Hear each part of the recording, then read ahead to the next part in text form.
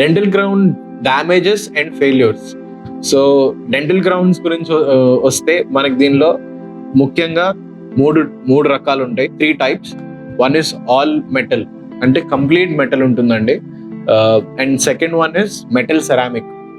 Metal substructure ఒకటి వచ్చి దానిపైన సెరామిక్ లేయరింగ్ ఉంటుంది. సెరామిక్ అంటే పింగాణి. Third type is all ceramic.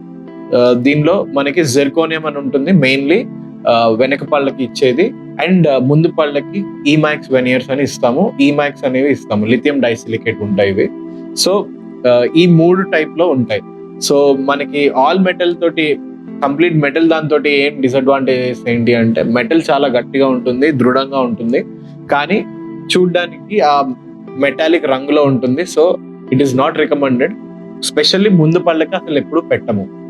Next metal ceramic అనే దానికి వస్తే, దీంట్లో ఉన్న ఒక రిస్క్ ఫ్యాక్టర్ ఏంటి అంటే, ఏదన్నా మరీ hard substance like bone, common గా తినే చిరుతిండ్లు, సకినాలు అట్లాంటివి ఉంటాయి. అలాంటివి ఎప్పుడైనా మరీ హార్డ్ స్ట్రక్చర్స్ ఎప్పుడైనా కొరికితే, ఆ సెరామిక్, మెటల్ పైన ఉన్న సెరామిక్ ఏదైతే ఉందో అది చిప్ ఆఫ్ అయ్యే ఛాన్సెస్ చాలా ఉంటాయి. సో ఒకవేళ మీరు మెటల్ సెరామిక్ క్యాప్ పెట్టుకున్నా కానీ 2 hard substances ని అవాయిడ్ చేయడం అన్నిటికన్నా ఉత్తమం. ఇంకొకటి నెక్స్ట్ వచ్చేసి జెర్కోనియం. జెర్కోనియం క్యాప్స్ ఏంటంటే చాలా దృఢంగా ఉంటాయి, చాలా గట్టిగా ఉంటాయి.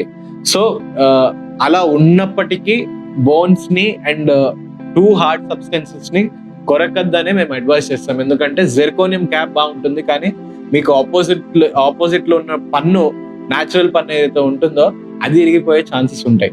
So always when you're having any crowns, or even if you're not having any crowns, it is not advisable for you to bite on very hard substances like bone. So అవి avoid చేయండి, ఈ complications avoid అవుతాయి automatic గా.